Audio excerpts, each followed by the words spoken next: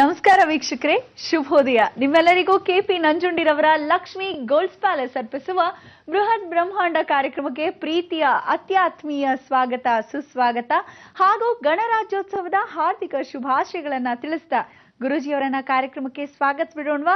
ಶ್ರೀಯುತರು ಶ್ರೀ ಸಂಪೂರ್ಣ ಸನಾತನ ಧರ್ಮ ಸಂರಕ್ಷಣಾ ಸಮಿತಿಯ ಸಂಸ್ಥಾಪಕರು ಹಾಗೂ ಶ್ರೀ ಸಂಪೂರ್ಣ ವರಮಹಾಲಕ್ಷ್ಮಿ ಮಹಾಸಂಸ್ಥಾನದ ವ್ಯವಸ್ಥಾಪಕ ನಿರ್ದೇಶಕರು, ನಮ್ಮೆಲ್ಲರ ನೆಚ್ಚಿನ ನಲ್ಮೆಯ ಗುರುಗಳು ಶ್ರೀ ನರೇಂದ್ರ ಬಾಬು ಶರ್ಮಾ ಗುರುಜಿಯವರು. ನಮಸ್ತೆ ಗುರುಜಿ. ಬೃಹತ್ ಬ್ರಹ್ಮಾಂಡ ಕಾರ್ಯಕ್ರಮಕ್ಕೆ ಪ್ರೀತಿಯ ಸ್ವಾಗತ ಗುರುಜಿ ತಮ್ಗೆ. ನಮಸ್ಕಾರ ಗುರುಜಿ. ಇವತ್ತು ಬುಧವಾರ, ಜೊತೆಗೆ ಗಣರಾಜ್ಯೋತ್ಸವ ಕೂಡ ಹೌದು. ಅದರ ಕುರಿತು ಏನ್ ಹೇಳ್ತಿದ್ದೀರಾ? ಎಲ್ಲ ವೀಕ್ಷಕ ಬಾಂಧವರಿಗೆ ಪರಿಪೂರ್ಣವಾದ ಸ್ವಾಗತ ನಮ್ಮ ನಿಮ್ಮೆಲ್ಲರ ಬ್ರಹ್ಮಾಂಡ ಲೋಕಕ್ಕೆ. ಇವತ್ತಿನ ದಿವಸ ಗಣರಾಜ್ಯೋತ್ಸವ, ರಿಪಬ್ಲಿಕ್ ಡೇ. ಇವತ್ತು ಭಗವಂತನ ಕೃಪಾ ಕಟಾಕ್ಷ ಭೂಮಿ ಮೇಲೆ ನಮಗೆ ಸ್ವತಂತ್ರ ದಿನಾಚರಣೆಗೆ ಮೊದಲೇ ಎಷ್ಟೋ ಜನ ಮಹನೀಯರು ಈ ರಿಪಬ್ಲಿಕ್ ಡೇ ಅಂದ್ರೆ ಈ ಗಣರಾಜ್ಯೋತ್ಸವದ ಸಮಯದಲ್ಲಿ ಎಲ್ಲರೂ ಸೇರಿದ್ರು. ಇನ್ನೇನು ಹತ್ರ ಬರ್ತಾ ಇದೆ ಸ್ವತಂತ್ರ ದಿನೋತ್ಸವ, ಆ ಸ್ವತಂತ್ರವನ್ನು ಆಚರಿಸೋಣ. ಅವರಲ್ಲಿರ್ತಕ್ಕಂಥ ಉತ್ಸಾಹ ಬಹಳಷ್ಟಿತ್ತು. ಇಷ್ಟೆಲ್ಲ ಆದ ಒಂದು ಜಗತ್ತಲ್ಲಿ ಎಂಥೆಂಥ ಮಹನೀಯರು ತ್ಯಾಗವನ್ನು ಮಾಡಿದ್ದಾರೆ. ಇಷ್ಟೆಲ್ಲ ಮಹನೀಯರು ತ್ಯಾಗವನ್ನು ಮಾಡಿದಾಗ ಜಗತ್ತಲ್ಲಿ ಸಂರಕ್ಷಣೆ ಮಾಡೋಕ್ಕೆ ಯಾರಾದರೂ ಒಬ್ರು ಮಹನೀಯರು ಹುಟ್ಕೊಂತಾರೆ. ಯಾವ ಕಾಲಕ್ಕೂ ಕೆಟ್ಟವ್ರನ್ನ, ಅಟ್ಟಹಾಸದಿಂದ ಮಿರೀತಕ್ಕಂಥವ್ರನ್ನ ತುಳಿದು ಹಾಕಕ್ಕೆ ಭಗವಂತ ಯಾರನ್ನಾದ್ರೂ ಕಳಿಸ್ತಾನೆ. ಯಾವುದೋ ಒಂದು ರೀತಿ, ಯಾವುದೋ ವಿನಾಕಾರಣದಿಂದ ಕಳಿಸ್ಕೊಡ್ತಾನೆ. ಅದೇ ರೀತಿಯಾಗಿ ದೇಶ ಸಂರಕ್ಷಣೆ, ನಮ್ಮ ಸಂಸ್ಕಾರಗಳನ್ನ ಎಲ್ಲೋ ಕೊನೆ ಮಟ್ಟಿಗಾದರೂ ಉಳಿಸಕ್ಕೆ ಪ್ರಯತ್ನವನ್ನ ಯಾರ್ದಾದ್ರೂ ಮುಖಾಂತರವಾಗಿ ಕಳಿಸ್ಕೊಡ್ತಾನೆ ಆ ಭಗವಂತ. ಈ ರೀತಿಯಾಗಿ ಮಹಾತ್ಮ ಗಾಂಧಿ, ಸರ್ದಾರ್ ವಲ್ಲಭಾಯ್ ಪಟೇಲ್, ಹೀಗೆ ಸರೋಜಿನಿ ನಾಯ್ಡು, ಬಹಳಷ್ಟು ಮಹಿಳೆಯರಾಗ್ಲಿ, ಎಲ್ಲ ಗಣ್ಯ ವ್ಯಕ್ತಿಗಳಾಗ್ಲಿ ಎಲ್ಲರೂ ಶ್ರಮಪಟ್ಟರು. ಎಷ್ಟೋ ಜನಕ್ಕೆ ಒಳ್ಳೆ ಸ್ಥಾನಮಾನ, ಗೌರವ ಸಿಕ್ತು. ಇನ್ನಷ್ಟು ಜನನ ಮರ್ತೇ ಹೋದ್ರು.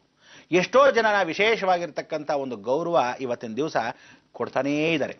ಇನ್ನಷ್ಟು ಜನಕ್ಕೆ ಯಾವ ಕಾಲಕ್ಕೂ ಗೌರವನ್ನೇ ಸಲ್ಲಿಸ್ತಾ ಇಲ್ಲ.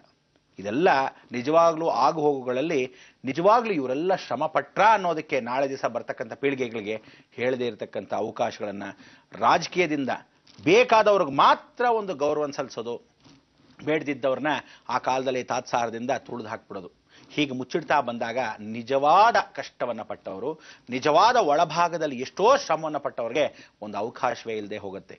ಅವರಲ್ಲಿ ಅವರ ಕುಟುಂಬದವರು ಇವತ್ತಿಗೂ ಅವ್ರ ಪೀಳಿಗೆಗಳು ಬಹಳಷ್ಟು ಜನ ಇನ್ನೂ ನಡ್ಕೊಳ್ತಾ ಬರ್ತಾ ಇದ್ದಾರೆ ಅದೇ ಒಂದು ಧರ್ಮ ಮಾರ್ಗದಲ್ಲಿ. ಅಂಥ ಒಂದು ಕುಟುಂಬದಲ್ಲಿ ಎಷ್ಟೋ ಜನ ಜನಿಸಿರ್ತಕ್ಕಂಥವರೆಲ್ಲ ಇವತ್ತು ಸ್ಮರಣೆ ಮಾಡಿಕೊಂಡು ಆ ಕುಟುಂಬ ಇವತ್ತು ನೋಡ್ತಾ ಇರುತ್ತೆ, ಅಯ್ಯೋ ನಮ್ಮ ತಾತ ಎಷ್ಟು ಕಷ್ಟಪಟ್ಟರು, ಅಯ್ಯೋ ನಮ್ಮ ಮುತ್ತಾತ ಎಷ್ಟು ಕಷ್ಟಪಟ್ಟರು ಗೊತ್ತಾ ಈ ಗಣರಾಜ್ಯೋತ್ಸವಕ್ಕೆ ಅಥವಾ ಒಂದು ಸ್ವತಂತ್ರ ದಿನಾಚರಣೆ ಆಚರಿಸಕ್ಕೆ, ನಮ್ಮ ಭಾರತಕ್ಕೆ ಸ್ವತಂತ್ರ ತರಕ್ಕೆ ಎಷ್ಟೆಲ್ಲ ಶ್ರಮ ಪಟ್ಟರು. ಅವರ ಒಂದು ಹೆಸರು, ಒಂದು ಕೀರ್ತಿ. ಅವತ್ತಿನ ದಿವಸ ಒಂದು ಬಾವುಟ ಇಟ್ಕೊಂಡು ಬರೀ ಒಂದು ಸೇನಾಪಡೆಯಾಗಿ ಅವನು ಕಾರ್ಯಕರ್ತ ಅನ್ಸ್ಕೊಳ್ಳಕ್ಕೆ ಎಷ್ಟು ಶ್ರಮ ಪಟ್ಟಿರ್ತಾನೆ. ಆ ಒಂದು ಕಾಲದಲ್ಲಿ ಇವತ್ತಿಗೂ ಜನಸೇವೆ, ಜನಾರ್ದನ ಸೇವೆ ಅಂತ ಅಂದ್ಕೊಂಡಿರೋ ಬಹಳಷ್ಟು ಜನದಲ್ಲಿ ಇವತ್ತು ಕೇವಲ ಬಹಳ ಕಮ್ಮಿ ಆಗೋಗಿದೆ. ಇಂಥ ಒಂದು ಗಣರಾಜ್ಯೋತ್ಸವಕ್ಕೆ ನಾವು ತಿಳ್ಕೋಬೇಕಾದ ನೀತಿ ಪಾಠಗಳು ಸಾಕಷ್ಟಿದೆ. ಇದರಲ್ಲಿ ಈ ದಿನ ಗಣರಾಜ್ಯೋತ್ಸವದಲ್ಲಿ ನಾವು ಋಣಗಳನ್ನು ತೀರಿಸ್ಕೊಳ್ಳೋದು ಹೇಗೆ, ಆ ಋಣ ಮುಖಾಂತರವಾಗಿ ನಾವುಗಳು, ನೀವುಗಳು ಎಲ್ಲ ರೀತಿಯಾದ ತಾತ ಮುತ್ತಾತನಿಂದ ಬಂದಿರತಕ್ಕಂಥ ಹರಿಕೆಗಳನ್ನು ಯಾವ್ಯಾವ ರೀತಿಯಲ್ಲಿ ಏನೇನು ಮಾಡಿದಿರ ತಪ್ಪುಗಳನ್ನು, ಆ ಹರಿಕೆಗಳನ್ನು ತೀರಿಸೋದಾದ್ರೂ ಹೇಗೆ ಅನ್ನೋದು ಕ್ರಮಬದ್ಧವಾಗಿ ಮಧ್ಯದಲ್ಲಿ ಬಿಟ್ಟಿದ್ವಿ. ಅದನ್ನ ಪೂರೈಸೋಣ.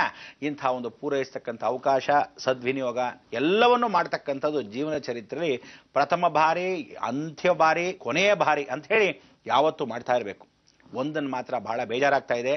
ಎಷ್ಟೋ ಜನ ವಿಶೇಷವಾಗಿರ್ತಕ್ಕಂಥ ಗಣ್ಯ ವ್ಯಕ್ತಿರನ್ನ ಇವತ್ತು ಲೋಕಕ್ಕೋಸ್ಕರ, ಭಾರತಕ್ಕೋಸ್ಕರ, ನಮ್ಮ ರಾಜ್ಯಕ್ಕೋಸ್ಕರ ಶ್ರಮ ಪಟ್ಟಿರೋರನ್ನ ಒಂದು ಫೋಟೋ ಆಗಲಿ, ಒಂದು ಯಾವುದೇ ಒಂದು ಸ್ಮರಣೆ ಆಗಲಿ, ಯಾವುದೋ ಒಂದು ಅಕೇಶನಲ್ಲಾದರೂ ನೆನೆಸ್ಕೊಳ್ಳೋದಾಗ್ಲಿ ಮಾಡಲ್ಲ. ಇನ್ನು ಕೆಲವ್ರನ್ನ ಯಾವುದಾದ್ರೂ ಈ ಥರ ಗಣರಾಜ್ಯೋತ್ಸವ, ಸ್ವತಂತ್ರ ದಿನಾಚರಣೆ ಬಂದಾಗ ಓಹೋ ಅಂತ ಹೇಳಿ ಒಂದು ಹಾರ ಹಾಕ್ಬಿಡೋದು, ಅದಾದ್ಮೇಲೆ ಬಾಯ್ ಬಾಯ್ ಅಂತ ಹೇಳಿ ಹೊಟ್ಟೋಗ್ತಾ ಇರೋದು, ಈ ರೀತಿ ಮಾಡ್ಕೊತಾರೆ. ಇತ್ತೀಚೆಗಂತೂ ಬೀದಿಲಿ ಅವನು ಯಾವನೋ ಸತ್ತೋಗಿರ್ತಾನೆ, ಆಕ್ಸಿಡೆಂಟ್ ಸತ್ತೋಗಿರ್ತಾನೆ, ಇನ್ನೊಬ್ಬನೆಲ್ಲ ಹೋಗಿರ್ತಾನೆ, ಇವಂದೆಲ್ಲ ಒಂದು ಫೋಟೋಗಳು. ಕರ್ಮ, ಯಾವ ದೊಡ್ಡವನೋ ಯಾವ ಮಹನೀಯನೋ ಗೊತ್ತಿಲ್ಲ. ಇವನೇನು ಚೀಫ್ ಮಿನಿಸ್ಟ್ರ, ಇವನೇನು ಪ್ರೈಮ್ ಮಿನಿಸ್ಟ್ರ, ಅಥವಾ ದೇಶಕ್ಕೇನಾದ್ರೂ ಹೋರಾಡಿದಾನ, ಅವನು ಯಾರು ಅಂತ ಆ ಊರಲ್ಲಿ ಪಕ್ಕದ ಮನೆಯವ್ರಿಗೆ ಗೊತ್ತಿರಲ್ಲ. ಇಲ್ಲೊಂದು ದೊಡ್ಡ ಫೋಟೋ ಹಾಕ್ಬಿಟ್ಟು ಇವತ್ತು ತಿಥಿ ಬನ್ನಿ ಅಂತ ಅಂದ್ರೆ ಶ್ರದ್ಧಾಂಜಲಿನ ಹಾಕೋದು ನಿಮ್ಮ ಮನೆ ಒಳಗೆ ಮಟ್ಟಕ್ಕೆ ಹಾಕೋಬೇಕು. ಬೀದಿಲಿ ಮಾಡ್ಕೊಂಡು ಈ ಒಂದು ಫ್ಯಾಷನ್ ಆಗಿ ಅದನ್ನ ಯಾವುದೋ ಫ್ಲಕ್ಸ್ ಹಾಕ್ಸ್ಬಿಟ್ಟು ರೋಡಲ್ಲಿ ಹಾಕ್ತಾ ಇದ್ದವರು, ಹೋಗ್ತಾ ಇದ್ದವ್ರು ಬನ್ನಿ ನಮ್ಮ ಮನೆ ತಿಥಿಗೆ ಅನ್ನೋ ಥರ ಇದೆ. ಅದೆಲ್ಲ ಒಂದು ಕರ್ಮ. ಯಾವ ಊರಿಗೆ ಹೋಗಿ, ಒಂದೊಂದು ಹಳ್ಳಿ ಕಡೆ ಹೋಗಿ ಅದೊಂದು ದೊಡ್ಡ ಫೋಟೋ, ಇದೊಂದು ಫ್ಯಾಷನ್ ಆಗೋಗಿದೆ ಈ ನಡುವೆ. ಎಲ್ಲರಿಗೂ ಹೇಳ್ತಿದ್ದೀನಿ, ಈ ರೀತಿಯಾಗಿ ನೀವು ಮಾಡಿದ್ರೆ ಪ್ರೇತಗಳನ್ನ ಆಹ್ವಾನ ಮಾಡ್ದಂಗೆ, ನೀವು ನಿಜವಾಗ್ಲೂ ಆ ರೀತಿ ನಿಮ್ಮ ಮನೆ ಕುಟುಂಬದಿಂದ ಹೊರಭಾಗದಲ್ಲಿ ಫ್ಲಕ್ಸ್ ಹಾಕ್ಸೋದಾಗ್ಲಿ, ಸತ್ತವನಿಗೆ ಶ್ರದ್ಧಾಂಜಲಿ ಅಂತ ರೋಡಲ್ಲಿ ಎಲ್ಲೋ ಬೀದಿಲಿ ಹಾಕ್ಸೋದಾಗ್ಲಿ, ಯಾವುದೇ ಒಂದು ಗಣ್ಯ ವ್ಯಕ್ತಿ ಅಲ್ಲದೇ ಇದ್ರೂ ಅಂತ ಹಾಕೋದ ಸತ್ತವ್ರನ್ನ ಯಾವ ಕಾಲಕ್ಕೂ ಹಂಗೆ ಹಾಕಬೇಡಿ. ಮನೆಯವರಿಗೆ ಬರ್ತಕ್ಕಂಥ ದೋಷಗಳು ಹೆಚ್ಚಾಗತ್ತೆ. ಇದು ಖಂಡಿತ.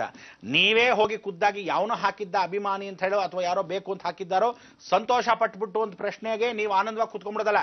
ಹೋಗಿ ಅದನ್ನು ಕಿತ್ತು ಹಾಕಿ ಬೇಕಾದ್ರೆ ಮನೆ ಮುಂದೆ ಇಟ್ಕೊಳ್ಳಿ, ಬೇಡ ಅಂದಿಲ್ಲ.